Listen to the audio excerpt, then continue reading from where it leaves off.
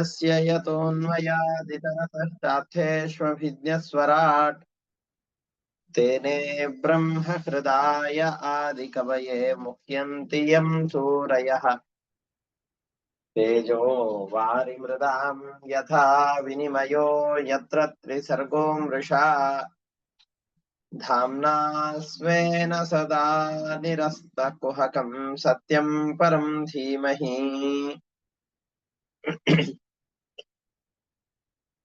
निगमकल्पतरोर्गलितं फलं शुकमुखादमृतद्रवसंयुतम् पिबत भागवतं रसमालयं मुहुरहो रसिकाः भुवि भावुकाः दारिद्र्यदुःखज्वरदाहितानां मायापिशाची परिमर्दितानां संसार सिन्धौ परिपातितानां क्षेमाय वै भागवतं प्रगर्जति साङ्केत्यं पारिहास्यं वा स्तोभं हेलनमेव वा वैकुण्ठनामग्रहणम् अशेषाघहरं विदुः श्रीगुरुभ्यो नमः हरिः ओम्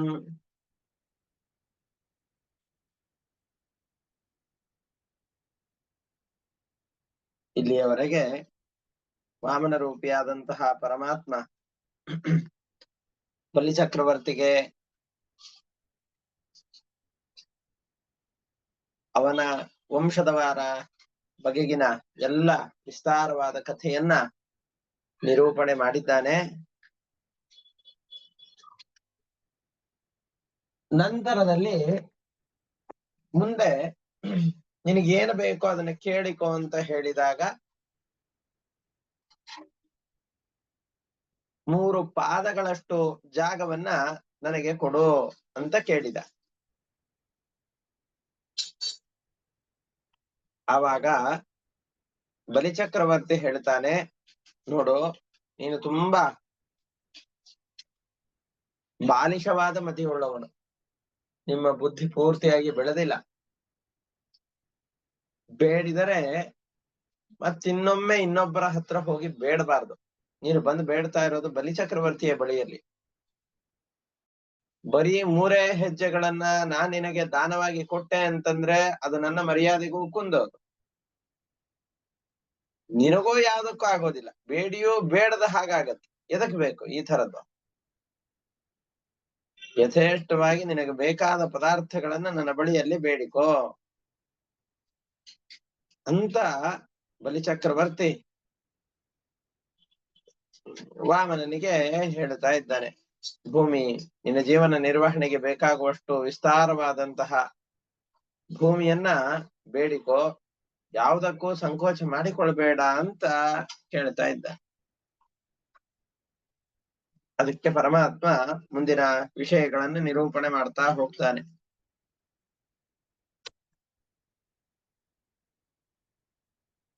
ಇದು ಎಲ್ಲವೂ ನಮಗೆ ಅನ್ವಯವಾಗುವಂತಹದ್ದೇ. ನಾವು ಜೀವನದಲ್ಲಿ ಬಹಳವನ್ನ ಬಯಸ್ತಾ ಇರ್ತೇವೆ, ಆದ್ರೆ ಸ್ವಲ್ಪವನ್ನೇ ಅನುಭವಿಸ್ತಾ ಇರ್ತೇವೆ. ಬಯಸುವುದು ಬಹಳ, ಇದ್ದದ್ದು ಬಹಳ, ಆದ್ರೆ ಅನುಭವಿಸುವುದು ಬಹಳ ಅಲ್ಪವಾದದ್ದು. ಅಲ್ಪದ ಅನುಭವಕ್ಕೋಸ್ಕರವಾಗಿ ಬಹಳ ಪ್ರಯತ್ನ ಮಾಡ್ತಾ ಇರ್ತೇವೆ. ನಮ್ಮ ಮನಸ್ಥಿತಿಯನ್ನ ವಾಮನ ರೂಪಿಯಾದಂತಹ ಪರಮಾತ್ಮ ಎತ್ತಿ ಹಿಡಿತಾ ಇದ್ದಾನೆ. ಯಾವಂತೋ ವಿಷಯ ಪ್ರೇಷ್ಠಾ ತ್ರಿಲೋಕ್ಯಾಂ ಅಜಿತೇಂದ್ರಿಯಂ ನ ಶಕ್ನುವಂತಿ ತೇ ಸರ್ವೇ ಪ್ರತಿಪೂರಯಿತುಂ ನೃಪ.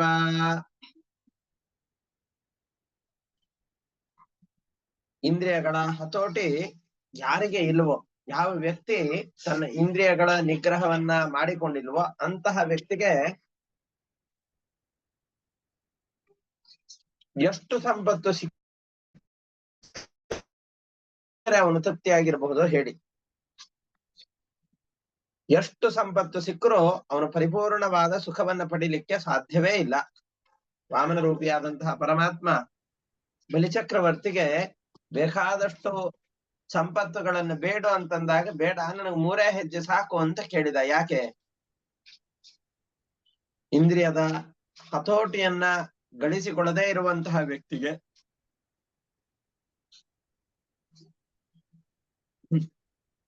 ಸ್ವರ್ಗ, ಭೂಮಿ, ಅಂತರಿಕ್ಷ, ಈ ಎಲ್ಲ ಲೋಕದಲ್ಲಿರುವಂತಹ ಅಥವಾ ಅಧೋಲೋಕಗಳು, ಇದರಲ್ಲಿರುವಂತಹ ಎಲ್ಲ ಸಂಪತ್ತುಗಳು, ಎಷ್ಟು ವಿಷಯ ಭೋಗಗಳಿವೆಯೋ ಅಷ್ಟೆಲ್ಲ ವಿಷಯ ಭೋಗಗಳು ಇವನಿಗೆ ಸಿಕ್ಕರೂ ಇವನು ಅದರಿಂದ ಸುಖವನ್ನ ಅನುಭವಿಸ್ಲಿಕ್ಕೆ ಸಾಧ್ಯವೇ ಇಲ್ಲ, ತೃಪ್ತಿಯಾಗಿರ್ಲಿಕ್ಕೆ ಸಾಧ್ಯ ಇಲ್ಲ. ಸುಖವನ್ನ ಅನುಭವಿಸಬಹುದು, ತೃಪ್ತಿಯಾಗಿರ್ಲಿಕ್ಕೆ ಸಾಧ್ಯ ಇಲ್ಲ.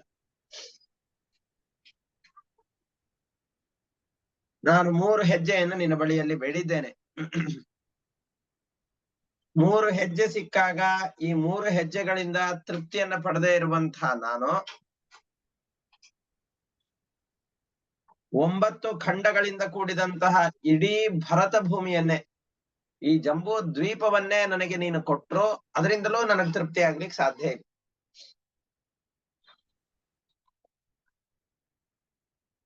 ಹಾಗಾಗಿ ಮನುಷ್ಯನಿಗೆ ಸುಖ ಪಡೆಯಲಿಕ್ಕೆ ಬೇಕಾದಂತಹದ್ದು ಮೊದಲಿಗೆ ತೃಪ್ತಿ.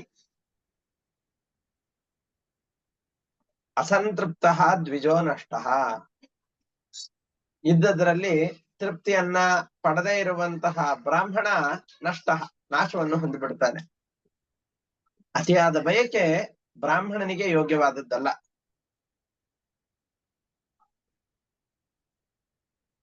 ಈ 3 ಹೆಜ್ಜೆಯನ್ನ ಬೇಡಿದಾಗ ಈ 3 ಹೆಜ್ಜೆಗಳಿಂದ ತೃಪ್ತನಾಗದೇ ಇರುವಂತಹ ವ್ಯಕ್ತಿ,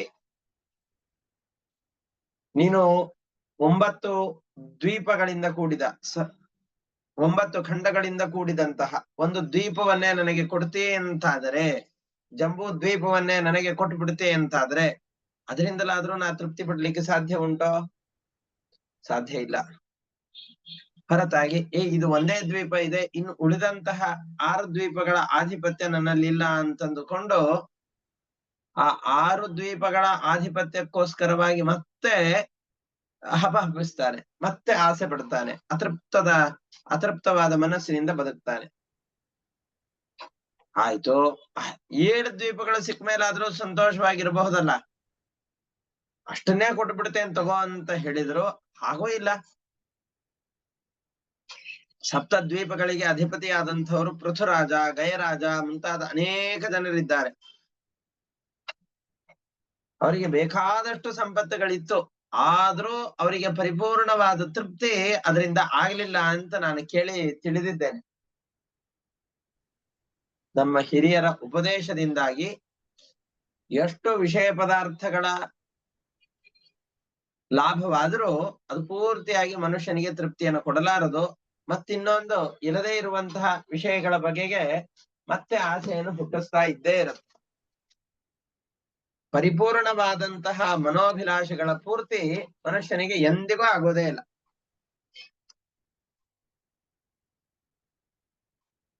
ಹಾಗಾದ್ರೆ ಸುಖವಾಗಿರೋನು ಯಾರು? ಭಗವಂತನ ಇಚ್ಛೆಯಿಂದ ನಮಗೆ ಎಷ್ಟು ಲಾಭವಾಗಿದೆಯೋ, ಎಷ್ಟು ಸಂಪತ್ತು ನಮ್ಮ ಬಳಿಯಲ್ಲಿ ಭಗವಂತನ ಇಚ್ಛೆಯಿಂದ ಬಂದಿದೆಯೋ, ಆ ಸಂಪತ್ತನ್ನ ಅನುಭವಿಸಿಕೊಂಡು ಯಾರು ಇರ್ತಾನೋ ಅವನು ನಿಜವಾದ ಸುಖಿ. ನಮ್ಮ ತಟ್ಟೆಯಲ್ಲಿರುವಂತಹ ಆಹಾರವನ್ನ ಬಿಟ್ಟು ಪಕ್ಕದ ತಟ್ಟೆಯಲ್ಲಿರುವಂತಹ ವ್ಯಕ್ತಿಗಳ ಆಹಾರವನ್ನು ನೋಡಿದೆವು ಅಂತಾದ್ರೆ, ನಿನ್ನ ತಟ್ಟೆಯಲ್ಲಿರುವ ಆಹಾರವನ್ನು ತಿಂದಂತಹ ಸುಖವೂ ನಿನಗೆ ಸಿಗೋದಿಲ್ಲ, ಪಕ್ಕದವ್ರದಂತೂ ನಿನಗೆ ಸಿಗೋದೇ ಇಲ್ಲ.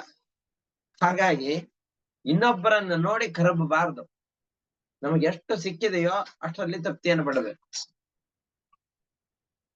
ನಮಗೆ ಎಷ್ಟು ಭಗವಂತನ ಇಚ್ಛೆಯಿಂದ ಬಂದಿದೆಯೋ ಅಷ್ಟು ಸುಖ ಭೋಗಗಳಲ್ಲಿ ತೃಪ್ತಿಯಾಗಿ ಅದನ್ನು ಚೆನ್ನಾಗಿ ಅನುಭವಿಸಿಕೊಂಡು ಇದ್ದವನ ಈ ಭೂಮಿಯಲ್ಲಿ ಸುಖವಾಗಿರ್ತಾನೆ. ಪರಮಾತ್ಮನ ಅನುಗ್ರಹದಿಂದ ಎಷ್ಟು ಸಿಕ್ಕಿದೆಯೋ ಅಷ್ಟರಲ್ಲಿ ತೃಪ್ತಿ ಪಡದೇ ಇರುವಂತಹ ವ್ಯಕ್ತಿ 3 ಲೋಕಗಳ ಆಧಿಪತ್ಯ ಅವನಿಗೆ ಸಿಕ್ಕರೂ ಕೂಡ ಸುಖವಾಗಿರ್ಲಿಕ್ಕೆ ಸಾಧ್ಯವೇ ಇಲ್ಲ.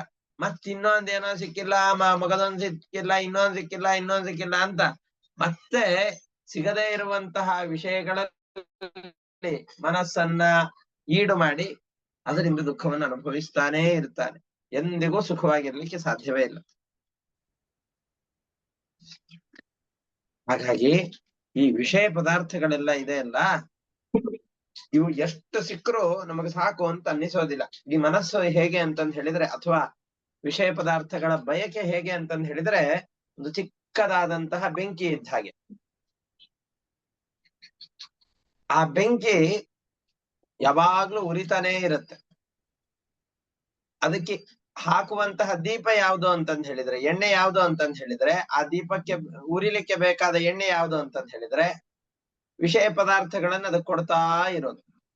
ಎಷ್ಟೆಷ್ಟು ವಿಷಯ ಪದಾರ್ಥಗಳನ್ನ ಇದಕ್ಕೆ ಕೊಡ್ತಾ ಇರ್ತೇವೋ, ಅತೃಪ್ತಿ ಇದೆ ಅಂತನ್ನೋ ಕಾರಣದಿಂದ ತೃಪ್ತಿ ಬಡಿಸ್ಲಿಕ್ಕೋಸ್ಕರ ಅಂತ ಕೊಡ್ತಾ ಇರ್ತೇವೋ, ಆ ಕಾಮನೆಗಳ ಪೂರ್ತಿಗೋಸ್ಕರವಾಗಿ ಮತ್ತಷ್ಟು ಮತ್ತಷ್ಟು ಅದು ಹುಡ್ತಾ ಇರುತ್ತೆ, ಮತ್ತಷ್ಟು ಮತ್ತಷ್ಟು ಚೆನ್ನಾಗಿ ಬೆಳಗುತ್ತಾ ಇರುತ್ತೆ. ಅದರಿಂದ ಎಂದಿಗೂ ಈ ದೀಪ ಪೂರ್ತಿಯಾಗಿ ಆರೋದೇ ಇಲ್ಲ. ಇಲ್ಲಪ್ಪ ಇನ್ನೂ ಸ್ವಲ್ಪ ಕೊಟ್ಬಿಡೋಣ, ಇನ್ನೂ ಸ್ವಲ್ಪ ಕೊಟ್ಬಿಡೋಣ ಅಂತ ಕೊಟ್ಟು ಕೊಟ್ಟು ಕೊಟ್ಟು ಕೊಟ್ಟು ಆ ದೀಪ ದೊಡ್ಡದಾಗಿ ಬೆಳೆಯುತ್ತೆ ಹೊರತಾಗಿ ಎಂದಿಗೂ ಆ ದೀಪ ಆರೋದೇ ಇಲ್ಲ. ಆಶೆಯ ದೀಪ, ಕಾಮದ ಬಯಕೆಗಳ ದೀಪ ಎಂದಿಗೂ ಆರೋದಿಲ್ಲ. ಕ್ರಮೇಣ ಉರಿದು ಉರಿದು ಉರಿದು ಉರಿದು ಚಿಕ್ಕದಾದಂತಹ ದೀಪ ಆ ಇಡೀ ಮನುಷ್ಯನ ಜೀವನವನ್ನೇ ಹಾಳು ಮಾಡಿಬಿಡುತ್ತೆ.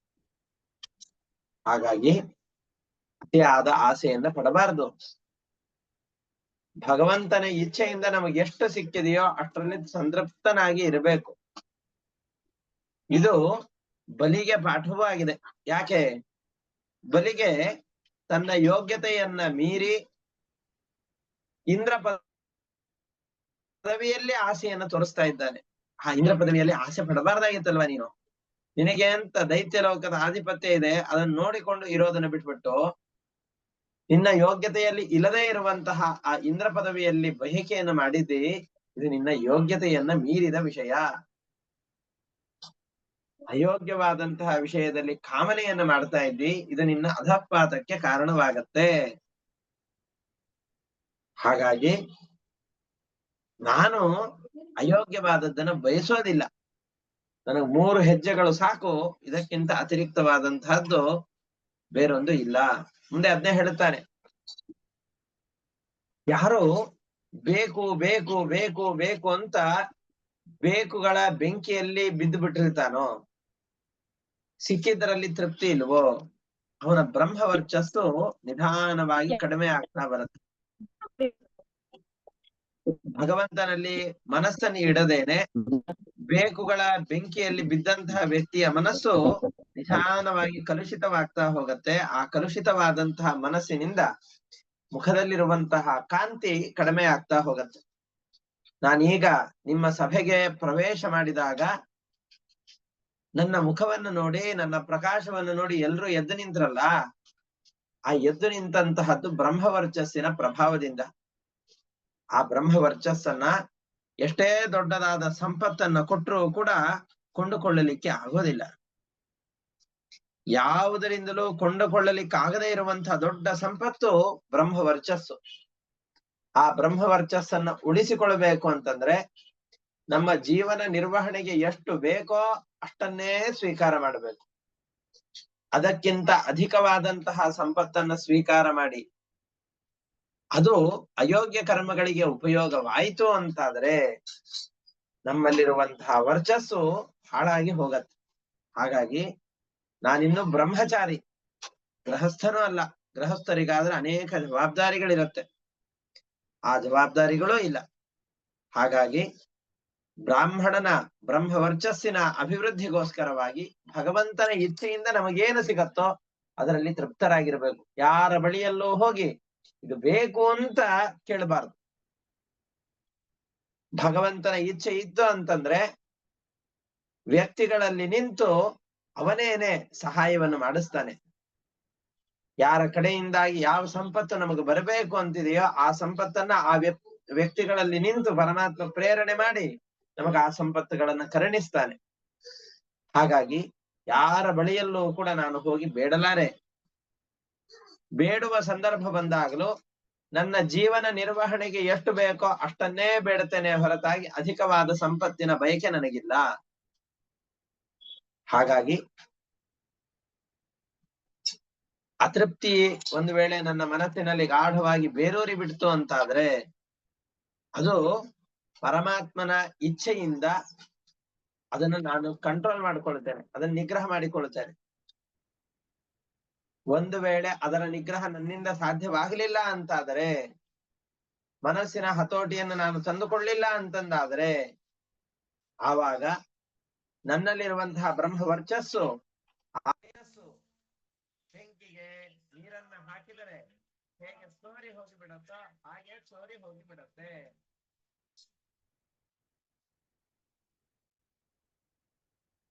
ಗುರುಗಳೇ ಕೇಳಿಸ್ತಿಲ್ಲ ಗುರುಗಳೇ.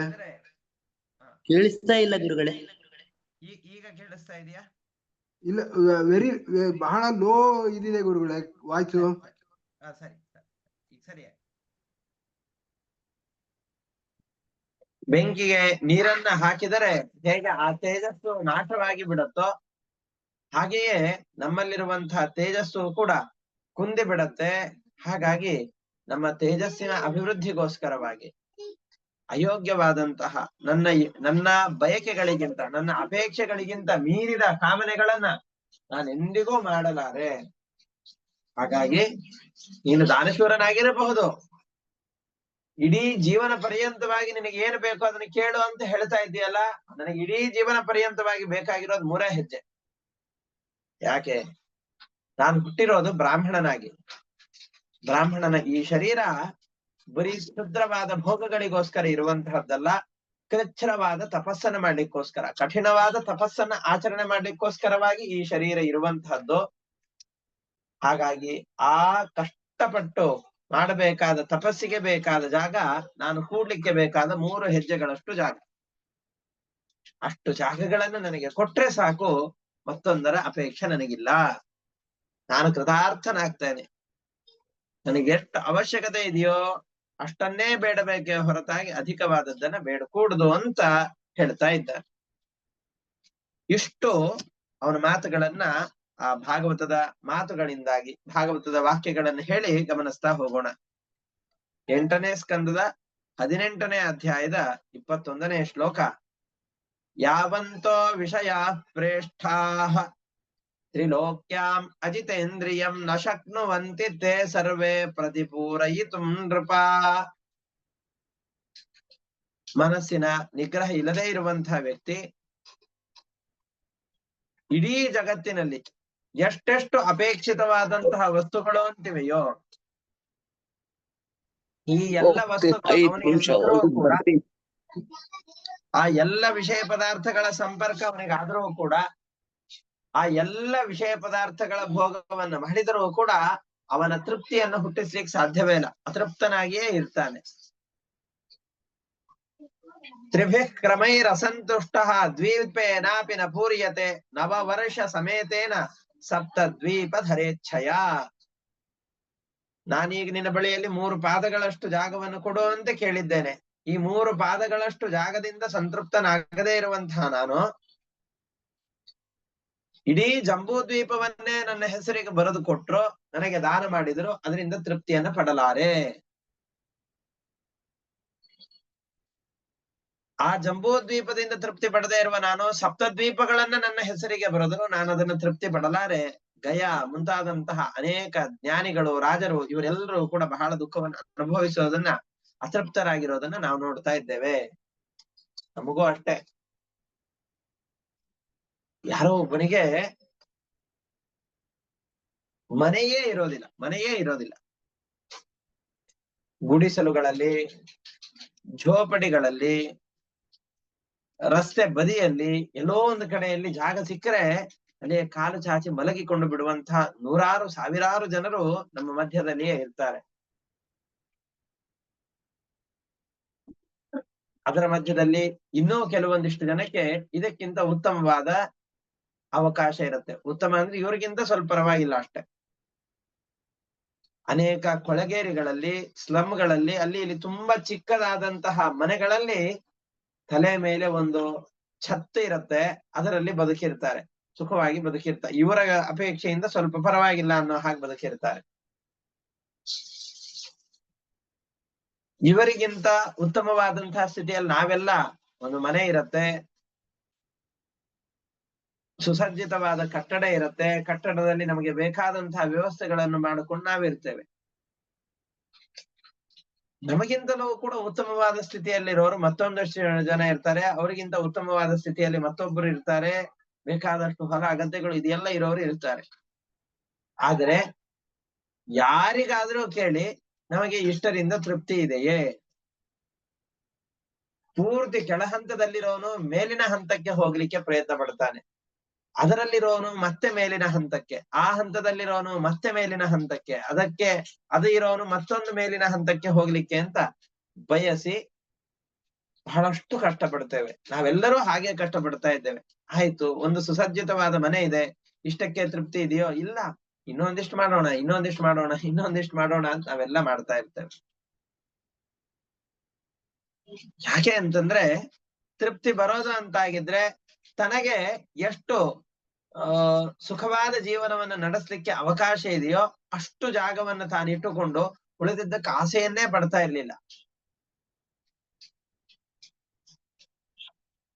ಆ ಆಸೆಯನ್ನ ಪಟ್ಟು ಬೇಕಾದಷ್ಟು ಜಾಗಗಳನ್ನ ತೆಗೆದುಕೊಳ್ತಾನೆ. ಒಂದು ಕಡೆಯಲ್ಲಿ ಇದ್ದವನು ಮತ್ತೊಂದು ಕಡೆಯಲ್ಲಿ ಇರ್ಲಿಕ್ಕೆ ಆಗೋದಿಲ್ಲ. ಸೌಭರಿ ಮಹರ್ಷಿಗಳು ಅಂತ ಪುರಾಣದಲ್ಲಿ ಪ್ರಸಿದ್ಧವಾದ ಒಬ್ಬ ಋಷಿಗಳು ಬರ್ತಾರೆ. ಅವರು ತಮ್ಮ ತಪಸ್ಸಿನ ಪ್ರಭಾವದಿಂದ 50 ಶರೀರಗಳನ್ನ ಧರಿಸಿ 50 ಕಡೆಗಳಲ್ಲಿ ಇದ್ದುಕೊಂಡು ಭೋಗವನ್ನು ಮಾಡ್ತಾ ಇದ್ರು. ಕೃಷ್ಣನು ಕೂಡ 16,108 ಜನ ಪತ್ನಿಯರ ಜೊತೆಯಲ್ಲಿ ಅಷ್ಟು ರೂಪಗಳಿಂದ ಅಷ್ಟು ಸಂಖ್ಯೆಯ ಮಹಲುಗಳಲ್ಲಿ ಆ ಹೆಂಡಂದಿರ ಜೊತೆಯಲ್ಲಿ, ಮಕ್ಕಳ ಜೊತೆಯಲ್ಲಿ, ಎಲ್ಲರ ಜೊತೆಯಲ್ಲಿ ಸುಖವಾಗಿ ವಾಸ ಮಾಡ್ತಾ ಇದ್ದ. ನಮಗೆ ಆ ಶಕ್ತಿ ಇದೆಯೇ?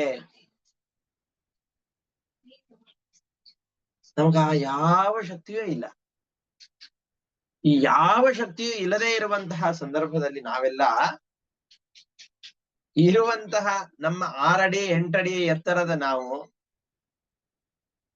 ಭಗವಂತನ ಪೂಜೆಗೆ, ನಮ್ಮ ನಿಶ್ಚಿಂತವಾದಂತಹ ಜೀವನಕ್ಕೆ ಎಷ್ಟು ಜಾಗವನ್ನ ಪರಮಾತ್ಮ ಕೊಟ್ಟಿರ್ತಾನೋ ಅಷ್ಟು ಜಾಗದಿಂದ ತೃಪ್ತಿ ಪಡೆದೇನೆ ಮತ್ತೊಂದಕ್ಕೆ ಮತ್ತೊಂದಕ್ಕೆ ಮತ್ತೊಂದಕ್ಕೆ ಅಂತ ಬಹಳ ಹಂಬಲಿಸಿ ಕೊನೆಗೆ ಅದನ್ನು ಅನುಭವಿಸುವ ಸಂದರ್ಭದಲ್ಲಿ ಶಕ್ತಿಯೇ ಇಲ್ಲದೇನೆ, ಅವುಗಳ ಉಪಯೋಗವನ್ನ ಮಾಡದೇನೆ, ಉಪಯೋಗಿಸದೇ ಇರುವಂತಹ ವಸ್ತುಗಳಿಗೋಸ್ಕರವಾಗಿ ಇಡೀ ಜೀವನದ ಶಕ್ತಿಯನ್ನ ವ್ಯಯ ಮಾಡಿ ಬಿಟ್ಟಿರ್ತೇವೆ.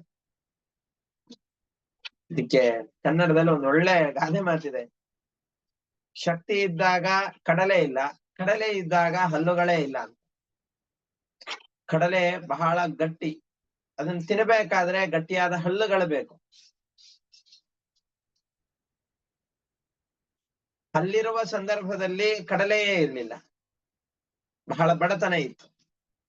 ಬಡತನ ಇದ್ದಂತಹ ಈ ಸಿರಿವಂತಿಕೆ ಬಂದಾಗ ಅದನ್ನು ಅನುಭವಿಸುವ ಶಕ್ತಿಯೇ ಇಲ್ಲ. ಕಡಲೆ ಸಿಕ್ಕಿದೆ, ಆದ್ರೆ ಹಲ್ಲುಗಳೆಲ್ಲ ಉದುರು ಹೋಗ್ಬಿಟ್ಟಿದೆ.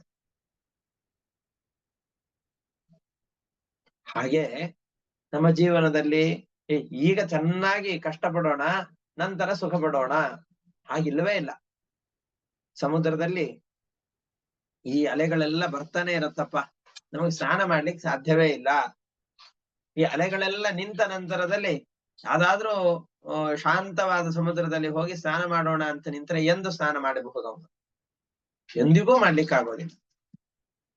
ಹಾಗೆಯೇ ಈ ಜೀವನದಲ್ಲಿ ಸುಖ ಪಡ್ಲಿಕ್ಕೆ, ಸತ್ಕರ್ಮಗಳನ್ನ ಮಾಡ್ಲಿಕ್ಕೆ ಅಂತ ಪ್ರತ್ಯೇಕವಾದಂತಹ ಸಂದರ್ಭಗಳಿರೋದಿಲ್ಲ. ಪರಮಾತ್ಮ ನಮಗೆ ಏನೇನು ಬೇಕೋ, ಯಾವ ಸಂದರ್ಭದಲ್ಲಿ ಏನು ಒದಗಬೇಕೋ ಅದು ಎಲ್ಲವನ್ನು ಒದಗಿಸಿರ್ತಾನೆ. ಒದಗಿಸಿದ ಸಂದರ್ಭದಲ್ಲಿ ಇರುವಂತಹ ಸಂಪತ್ತನ್ನ ಪರಮಾತ್ಮ ಕೊಟ್ಟಿದ್ದಾನೆ ಅಂತ ಅದರಲ್ಲಿ ಬಹಳ ಕೃತಜ್ಞತೆಯನ್ನಿಟ್ಟು, ಇರುವ ಸಂಪತ್ತಿನಲ್ಲಿ ಬಹಳ ಸಂತೋಷದಿಂದ ಅದನ್ನು ಅನುಭವಿಸ್ತಾ ಸುಖವಾಗಿರೋದನ್ನ ಬಿಟ್ಟು, ಬಾರದೇ ಇರುವಂತಹ ಯಾವುದೋ ಸಂಪತ್ತಿನ ಬೆನ್ನು ಹಿಂದೆ ಬಿದ್ದು ಅದನ್ನ ಮರುಭೂಮಿಯಲ್ಲಿ ನೀರನ್ನು ಹುಡುಕುವ ಹಾಗೆ, ಅದನ್ನ ಮರುಮರೀಚಿಕ ಅಂತ ಸಂಸ್ಕೃತದಲ್ಲಿ ಕರೀತಾರೆ. ದೂರದಲ್ಲಿ ನೀರಿದ್ದ ಹಾಗೆ ಕಾಣುತ್ತೆ, ಅದ್ರ ಹತ್ರಕ್ಕೆ ಹೋಗಿ ನೋಡಿದ್ರೆ ನೀರಿಲ್ಲ, ಬರೀ ಮರಳೇ ಇದೆ. ಅದರಂತೆ ಯಾವುದೋ ಒಂದು ಕಾಣದೇ ಇರುವ ಸುಖಕ್ಕೋಸ್ಕರವಾಗಿ ನಾವು ಇಡೀ ಜೀವನವನ್ನ ಕಳೀತೇವೆ. ಹಾಗೆ ಮಾಡಬಾರದು. ನಮಗೆ ಪರಮಾತ್ಮ ಎಷ್ಟು ಕೊಟ್ಟಿದ್ದಾನಲ್ಲ ಅದರಿಂದ ತೃಪ್ತನಾಗಿರ್ಬೇಕು. ನನಗೆ 3 ಹೆಜ್ಜೆಗಳಷ್ಟು ನನ್ನ ಸಾಧನೆಗೆ ಬೇಕಾದಷ್ಟು ಜಾಗ ಆಗಿ ಹೋಯ್ತು. ಆ ಜಾಗವು ಯಾಕೆ ಅಂತಂದ್ ಹೇಳಿದ್ರೆ ಅದಕ್ಕೊಂದು ಮಾತನ್ನು ಹೇಳ್ತಾರೆ. ಯಾವ ಕರ್ಮಗಳನ್ನ ಯಾವ ಜಾಗದಲ್ಲಿ ನಿಂತು ಮಾಡ್ತಾನೋ ಆ ಜಾಗಕ್ಕೆ ಒಡೆಯ ಯಾರೋ ಅವನಿಗೆ ಅದರ ಅರ್ಧದಷ್ಟು ಫಲ ಹೋಗಿ ಬಿಡುತ್ತೆ. ಎಕ್ಸೆಪ್ಷನಲ್ ಕೇಸು ಎಲ್ಲಿ ಅಂತಂದ್ ಹೇಳಿದ್ರೆ, ಗುರುಗಳ ಅಥವಾ ಮಾವನ ತಂದೆ ತಾಯಿಗಳ ಜಾಗದಲ್ಲಿ ನಿಂತು ಮಾಡಿದರೆ ಅದರ ಫಲ ಇವನಿಗೆ ಹೆಚ್ಚಿಗೆ ಬರುತ್ತೆ.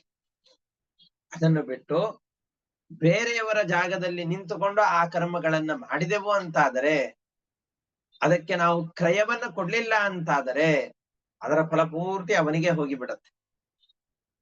ಅದಕ್ಕೆ ಬಾಡಿಗೆ ಮನೆಯಲ್ಲಿದ್ದವರಿಗೆ ಅಯ್ಯೋ ನಾವು ಹಾಗಾದ್ರೆ ಮಾಡಿದ ಫಲಗಳೆಲ್ಲ ಓನರಿಗೆ ಹೋಗತ್ತಾ ಅಂತ ಹೇಳ್ಬೇಡಿ. ಯಾಕೆ ಅಂತಂದ್ರೆ ನೀವೆಲ್ಲ ಅದಕ್ಕೆ ಬಾಡಿಗೆ ಕೊಡ್ತಾ ಇರ್ತೇವೆ, ಹಾಗಾಗಿ ಅದರ ಫಲ ನಿಮಗೆ ಬರುತ್ತೆ, ನಮಗೆ ಬರುತ್ತೆ. ನಾವು ಯಾವುದೇ ಒಂದು ಸ್ಥಳದಲ್ಲಿ ಮಾಡುವಂತಹ ಫಲ ನಮಗೆ ಪೂರ್ತಿಯಾಗಿ ಸಿಗಬೇಕು ಅಂತಂದ್ರೆ ನನ್ನ ಜಾಗದಲ್ಲಿ ನಿಂತ್ಕೊಂಡು ಮಾಡ್ಬೇಕು. ಅದಕ್ಕೋಸ್ಕರವಾಗಿ ಪೂರ್ಣವಾದ ಫಲ ಸಿಗಬೇಕು ಅನ್ನೋ ಕಾರಣದಿಂದ ಈ 3 ಅಡಿ ಜಾಗವನ್ನು ನಿನ್ನ ಬಳಿಯಲ್ಲಿ ಬೆಳಿತಾ ಇದ್ದೇನೆ ಅಷ್ಟೇ. ಹಾಗಾಗಿ ನನಗೆ ನೀನು ಇಷ್ಟು ಜಾಗವನ್ನು ಕೊಟ್ಬಿಡು, ನನ್ನ ಸಾಧನೆಗೆ ಸೌಕರ್ಯವಾಗತ್ತೆ. ಇದನ್ನು ಹೊರತುಪಡಿಸಿ ಬೇರೆ ಯಾವ ಜಾಗವನ್ನು ಕೊಟ್ಟರು ಇದರಿಂದ ತೃಪ್ತನಾಗದೇ ಇರುವ ನಾನು ಆ ಎಲ್ಲ ಜಾಗಗಳು ಸಿಕ್ಕರೂ ಅದರಿಂದ ತೃಪ್ತಿಯನ್ನು ಹೊಂದಲಿಕ್ಕೆ ಸಾಧ್ಯ ಇಲ್ಲ.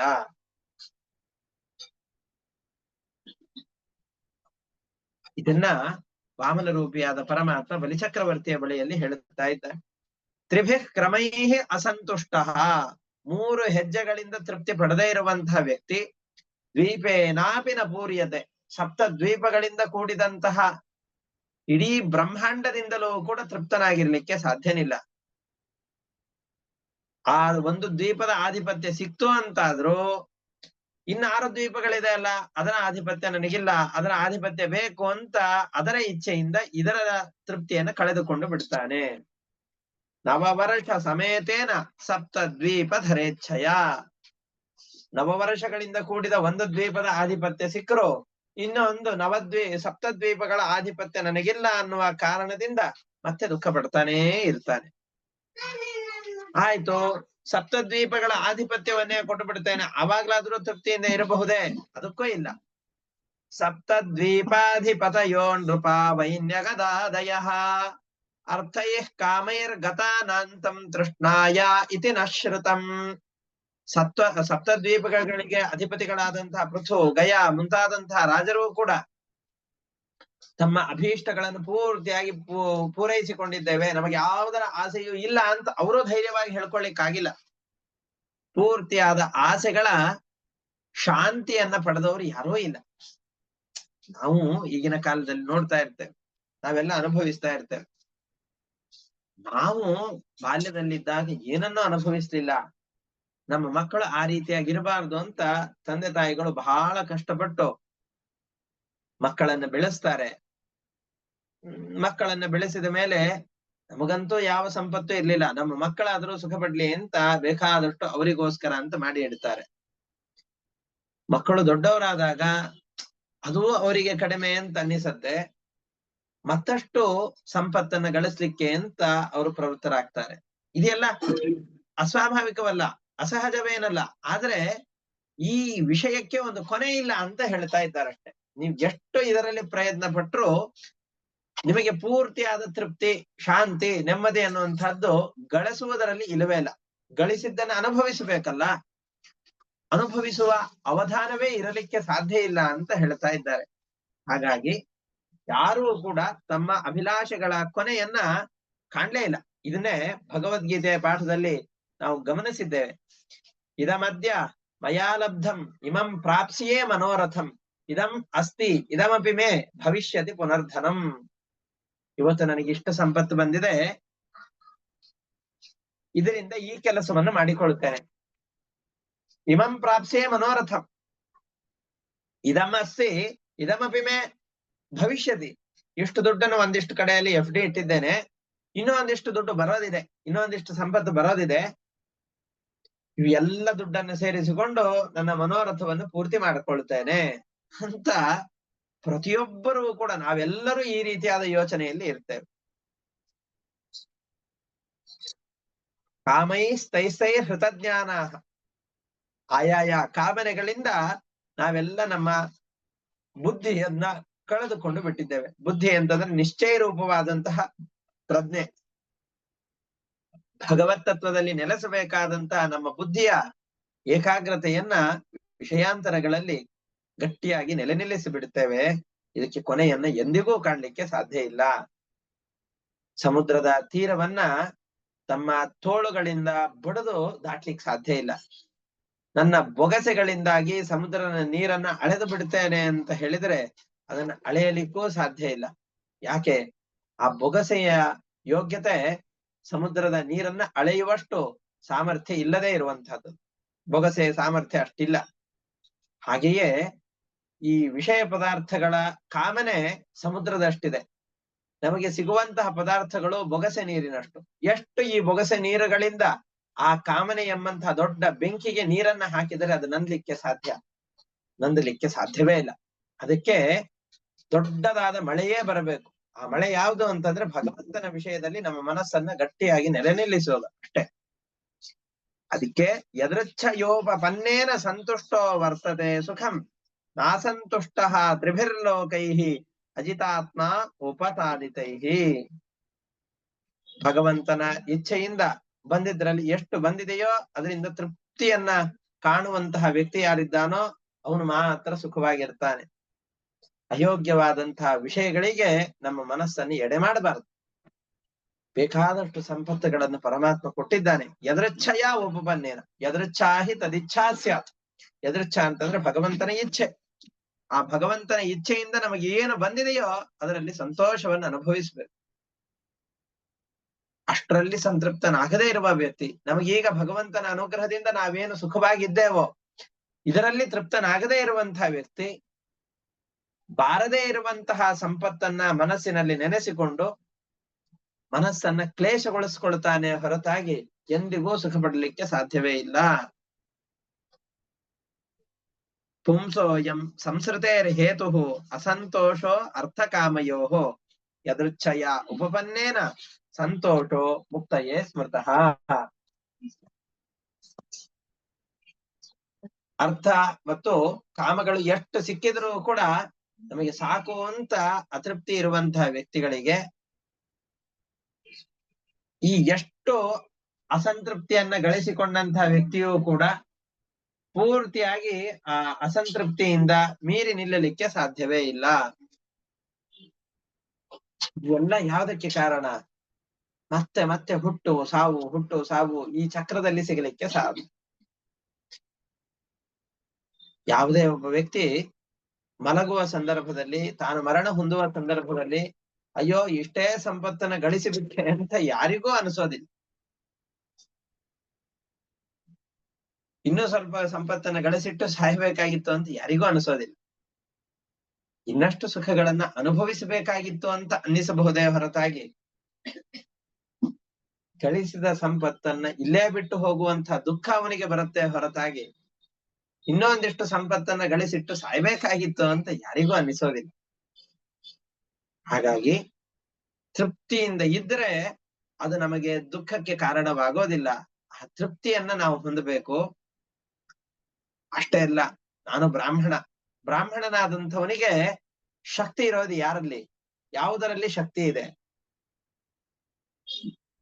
ವಾಚಿ ವೀರ್ಯಂ ದ್ವಿಜಾನಾಂ. ಬ್ರಾಹ್ಮಣರ ಮಾತಿನಲ್ಲಿ ಶಕ್ತಿ ಇದೆ. ಅವನು ಏನು ಹೇಳ್ತಾನೋ ಅದು ಆಗಬೇಕು. ಹೇಳಿದ್ದೆಲ್ಲ ಆಗಬೇಕು ಅಂತಂದ್ರೆ ಅವನಲ್ಲಿ ಆ ತಪಸ್ಸಿನ ಪ್ರಭಾವ ಉಳಿದಿರಬೇಕು. ಯಾವುದು ತನಗೆ ಯೋಗ್ಯವಲ್ವೋ, ತನ್ನ ಯೋಗ್ಯತೆಯನ್ನ ಮೀರಿದ್ದೋ ಅದನ್ನ ತಾನು ಬಹಳಷ್ಟು ಸ್ವೀಕಾರ ಮಾಡಿದ ಅಂತಾದ್ರೆ ಅವನಲ್ಲಿರುವಂತಹ ತೇಜಸ್ಸು ಕಡಿಮೆ ಆಗ್ತಾ ಬರುತ್ತೆ. ಆ ತೇಜಸ್ಸಿನ ಪ್ರಭಾವದಿಂದಾಗಿ ಅಲ್ವಾ ನಾವೆಲ್ಲ ಬ್ರಾಹ್ಮಣರು ಅಂತ ಕರೆಸಿಕೊಂಡು ನಮ್ಮ ಮಾತುಗಳನ್ನು ಕ್ಷತ್ರಿಯರಾದ ನೀವೆಲ್ಲರೂ ಗೌರವಿಸ್ತಾ ಇರೋದು. ಕ್ಷತ್ರಿಯರ ಬಲ ತೋಳುಗಳಲ್ಲಿ, ಬ್ರಾಹ್ಮಣರ ಬಲ ತೇಜಸ್ಸಿನಲ್ಲಿ. ಆ ತೇಜಸ್ಸನ್ನ ರಕ್ಷಣೆ ಮಾಡಿಕೊಳ್ಬೇಕು ಅಂತಂದ್ರೆ ಸಿಕ್ಕಿದ್ರಲ್ಲಿ ನಾನು ತೃಪ್ತನಾಗಿರ್ಬೇಕು. ಯಾರ ಬಳಿಯಲ್ಲೂ ಕೂಡ ಸಂಪತ್ತಿಗೋಸ್ಕರವಾಗಿ ಅಧಿಕವಾಗಿ ಬಾಯಿ ಬಿಡಬಾರದು. ಅದರಿಂದಾಗಿ ನಾವೇನಾದ್ರೂ ಬಹಳಷ್ಟು ಆಸೆ ಪಟ್ಟೆವೋ ಅಂತಾದ್ರೆ ನಮ್ಮಲ್ಲಿರುವಂತಹ ತೇಜಸ್ಸು ಬೆಂಕಿಗೆ ನೀರನ್ನ ಹಾಕಿದರೆ ಹೇಗೆ ಆ ಬೆಂಕಿ ಆರಿ ಹೋಗಿ ಬಿಡುತ್ತೋ ನಮ್ಮಲ್ಲಿರುವ ತೇಜಸ್ಸು ಕೂಡ ಪ್ರಶಾಂತವಾಗಿ ಹೋಗಿ ಬಿಡುತ್ತೆ. ಹಾಗಾಗಿ ಈ ವರವನ್ನು ಕೊಡೋದ್ರಲ್ಲಿ ಶ್ರೇಷ್ಠನೇ ಆಗಿರಬಹುದು, ಇನ್ನಷ್ಟು ವರಗಳನ್ನು ಕೊಡುವಂತಹ ವ್ಯಕ್ತಿ ಜಗತ್ತಿನಲ್ಲಿ ಯಾರೂ ಇಲ್ಲದೆ ಇರಬಹುದು. ಆದರೆ ನನಗೆಷ್ಟು ಅಪೇಕ್ಷಿತವೋ ಅಷ್ಟನ್ನು ಮಾತ್ರ ನಿನ್ನ ಬಳಿಯಲ್ಲಿ ಬೇಡುತ್ತೇನೆ. ಯದೃಚ್ಛಾ ಲಾಭತುಷ್ಟಸ್ಯ ತೇಜೋ ವಿಪ್ರಸ್ಯ ವರ್ಧತೆ. ಸಿಕ್ಕಿದ್ರಲ್ಲಿ ಭಗವಂತನ ಇಚ್ಛೆಯಿಂದ ನಮಗೇನು ದೊರಕಿದೆಯೋ ಅದರಲ್ಲಿ ಸಂತೋಷವಾಗಿರುವಂತಹ ವ್ಯಕ್ತಿಯ ತೇಜಸ್ಸು ಅಭಿವೃದ್ಧಿ ಆಗ್ತಾ ಹೋಗತ್ತೆ. ತತ್ ಪ್ರಶಾಮ್ಯತೆ ಅಸಂತೋಷ ಅಂಬಸೇವ ಆಶುಶುಕ್ಷಣಿ. ಅಂಬಸ ಇವ ಆಶುಶುಕ್ಷಣಿ. ಸಿಕ್ಕಿದ್ರಲ್ಲಿ ತೃಪ್ತಿ ಇಲ್ಲ ಅಂತಾದ್ರೆ ಬೆಂಕಿ ನೀರಿನಿಂದ ಆರಿ ಹೋಗುವ ಹಾಗೆ ನಮ್ಮಲ್ಲಿರುವ ತೇಜಸ್ಸೆಲ್ಲ ನಂದೇ ಹೋಗಿ ಬಿಡತ್ತೆ. ಹಾಗಾಗಿ ತಸ್ಮಾತ್ ತ್ರೀಣಿ ಪದಾನ್ಯೇವ ವೃಣೇ ತದ್ ವರದರ್ಶಭಾತ್ ಏತಾವತಾ ಏವ ಸಿದ್ಧೋಹಂ ವಿತ್ತಂ ಯಾವತ್ ಪ್ರಯೋಜನಂ. ನಮಗೆಷ್ಟು ಬೇಕೋ ಅಷ್ಟೇ ಸಂಪತ್ತು ನಮ್ಮ ಬಳಿಯಲ್ಲಿರಬೇಕು. ನಮ್ಮ ಯೋಗ್ಯತೆಗಿಂತ ಮಿಗಿಲಾದ ಸಂಪತ್ತು ನಮ್ಮ ಬಳಿಯಲ್ಲಿ ಬಂತು ಅಂತಂದ್ರೆ ಆ ಸಂಪತ್ತನ್ನು ಏನು ಮಾಡಬೇಕು, ಹೇಗೆ ವಿನಿಯೋಗಿಸಬೇಕು ಅಂತ ಗೊತ್ತಾಗೋದಿಲ್ಲ. ಹಾಗಾಗಿ ಸತ್ಕರ್ಮಗಳಿಗೆ ನಮ್ಮಲ್ಲಿರುವ ಸಂಪತ್ತನ್ನು ವಿನಿಯೋಗಿಸಬೇಕು ಅನ್ನುವ ಭಾವನೆಯೂ ನಮ್ಮಲ್ಲಿ ಮೂಡದೇ ಇರುವಷ್ಟು ಸಂಪತ್ತು ನಮಗೆ ಬರಬಾರದು. ನನಗೆ ಇಷ್ಟು ಸಂಪತ್ತು ಸಾಕಾಗಿದೆ, ಇಷ್ಟೇ ಸಂಪತ್ತನ್ನು ನನಗೆ ಕೊಟ್ಟು ಬಿಡು, 3 ಹೆಜ್ಜೆಗಳಷ್ಟು ಕೊಡು ಅಂತ ಕೇಳ್ತಾ ಇದ್ದ. ಆಯ್ತು, ಇವನು ಹೇಳಿದಾಗ ಬಲಿಚಕ್ರವರ್ತಿ ಆಯ್ತು, ಇವನು ಮಾತಿಗೆ ವಾಪಸ್ ಅವನಿಗೆ ಉತ್ತರವನ್ನು ಕೊಡ್ಲಿಕ್ಕೆ ಸಾಧ್ಯ ಇಲ್ಲ. ಇವನು ಮಾತನಾಡಿದ್ದು ಅತ್ಯಂತ ಪ್ರಮಾಣಬದ್ಧವಾದ ಧರ್ಮಶಾಸ್ತ್ರದಲ್ಲಿ ಉಕ್ತವಾದಂತಹ ನಿಪುಣತರವಾದಂತಹ ಮಾತುಗಳನ್ನು ಹೇಳಿದ್ದಾನೆ. ಇವನ ಮಾತಿಗೆ ಅಯ್ಯೋ ಇವನ್ ಚಿಕ್ಕ ಮಗು ಏನೋ ಕೇಳ್ತಾ ಇದ್ದಾನೆ, ಇನ್ನೊಂದ್ ಸ್ವಲ್ಪ ಹೆಚ್ಚಿಗೆ ಕೊಟ್ರಾಯ್ತು ಅನ್ನೋ ಹಾಗಿಲ್ಲ. ಸರಿ ಆಯ್ತು, ನೀನೇನ್ ಕೇಳಿದ್ಯೋ ಅದನ್ನೇ ಕೊಡ್ತೇನೆ ಅಂತ ನಕ್ಕು ಜಲಪಾತ್ರೆಯನ್ನು ತೆಗೆದುಕೊಂಡು ನಿನಗೆ ಈ 3 ಪಾದಗಳಷ್ಟು ಭೂಮಿಯನ್ನ ಕೊಡ್ತೇನೆ ಅಂತ ಹೇಳಲಿಕ್ಕೆ ಜಲಪಾತ್ರೆಯನ್ನು ಸ್ವೀಕಾರ ಮಾಡ್ತಾ ಇದ್ದಾನೆ. ಶ್ರೀ ಶುಕ ಉವಾಚ ಇತ್ಯುಕ್ತಃ ಸಹ ಸನ್ನಾಹ ವಾಂಛಿತಂ ಪ್ರತಿಗೃಹ್ಯತಾಂ ವಾಮನಾಯ ಮಹೀಂ ದಾತುಂ ಜಗ್ರಾಹ ಜಲಭಾಜನಂ. ವಾಮನನಿಗೆ ಭೂಮಿಯನ್ನ ಕೊಡುವುದಕ್ಕೋಸ್ಕರ ವರಾಹ ರೂಪದಿಂದ ಬಂದು ಇವರ ಮುತ್ತಜ್ಜನ ಪರಿಮುತ್ತಜ್ಜನ ಕಡೆಯಿಂದ ಭೂಮಿಯೆಲ್ಲ ನೀರಿನಲ್ಲಿ ಬಿದ್ದು ಹೋಗಿತ್ತು. ಭೂಮಿಯಲ್ಲಿ ಬಿದ್ದಂತಹ ಭೂಮಿಯನ್ನ ತನ್ನ ಕೋರೆದಾಡಿಯಿಂದ ಎತ್ತಿದಂತಹ ವರಾಹ ರೂಪಿಯಾದಂತಹ ಪರಮಾತ್ಮನೇ, ಭೂರಕ್ಷಕನಾದಂತಹ ಪರಮಾತ್ಮನೇ, ಇವನ ಅಜ್ಜನಾದಂತಹ ಪ್ರಹ್ಲಾದನನ್ನ ರಕ್ಷಣೆ ಮಾಡ್ಲಿಕ್ಕೋಸ್ಕರವಾಗಿ ಕಂಬದಿಂದ ಸೀಳಿ ಬಂದಂತಹ ಮೂರ್ಲೋಕದ ಒಡೆಯನಾದಂತಹ ನರಸಿಂಹನೇ ಇಲ್ಲಿ ವಟುವಾದ ವಾಮನನ ರೂಪವನ್ನ ಧರಿಸಿಕೊಂಡು ಬಂದು ಇವನಲ್ಲಿರುವಂತಹ ಅಹಂಕಾರವನ್ನ ಅಡಗಿಸುವ ಉದ್ದೇಶದಿಂದ 3 ಹೆಜ್ಜೆಗಳ ನೆಪದಿಂದಾಗಿ ಇಡೀ ಜಗತ್ತನ್ನ ಆಕ್ರಮಿಸುವ ಬಯಕೆಯಿಂದ ಪರಮಾತ್ಮ ಬೇಡಿದಾಗ ಅದನ್ನರಿಯದೇನೆ ಬಲಿಚಕ್ರವರ್ತಿ ಈ ಇಡೀ ಭೂಮಿಯ ಆಧಿಪತ್ಯ ನನ್ನಲ್ಲಿದೆ ಅನ್ನುವ ಅಹಂಭಾವದಿಂದಾಗಿ ಜಲಪಾತ್ರೆಯನ್ನೆತ್ತಿಕೊಂಡು ವಾಮನನಿಗೆ ದಾನ ಮಾಡ್ಲಿಕ್ಕೆ ಅಂತ ನೀರನ್ನ ತೆಗೆದುಕೊಳ್ತಾ ಇದ್ದಾನೆ. ಆ ಸಂದರ್ಭದಲ್ಲಿ ಬಂದು ಶುಕಾಚಾರ್ಯರು ಅವನನ್ನು ತಡೀತಾರೆ. ತಡೆದು ಕೊಡಬೇಡ ಅಂತ ಅನೇಕ ಅವ್ರ ಹಿತೋಪದೇಶಗಳನ್ನ ಹೇಳ್ತಾ ಹೋಗ್ತಾರೆ. ಆ ಹಿತೋಪದೇಶಗಳು ತುಂಬಾ ಸೊಗಸಾಗಿದೆ. ಆ ಎಲ್ಲವನ್ನೂ ಕೂಡ ಮತ್ತೆ ಅವರ ಹಿತೋಪದೇಶಗಳನ್ನು ಕೇಳಿ ಬಲಿಚಕ್ರವರ್ತಿಯ ಮನಸ್ಸು ಬದಲಾಗತ್ತೋ? ಬಲಿಚಕ್ರವರ್ತಿ ಏನ್ ಮಾಡ್ತಾನೆ? ಶುಕ್ರಾಚಾರ್ಯರಿಗೆ ಕೋಪ ಬಂದು ತೆರಳಿ ಬಿಡ್ತಾರೆ. ಬೃಹಸ್ಪತ್ಯಾಚಾರ್ಯರು ದೇವತೆಗಳಿಗೆ ಹೇಳಿದ ಮಾತುಗಳೆಲ್ಲ ಸತ್ಯವಾಗತ್ತೆ.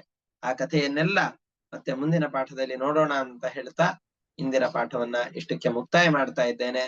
ಹರಯೇ ನಮಃ. ಶ್ರೀ ಕೃಷ್ಣಾರ್ಪಣಮಸ್ತು. ಅನೇನ ಭಾವಿ ಯತ್ ಪುಣ್ಯಂ ತೇನ ಪ್ರೀಣಾತು ಕೇಶವ. ನಮಸ್ಕಾರ ಗುರುಗಳೇ. ಎಲ್ಲರಿಗೂ ನಮಸ್ಕಾರ.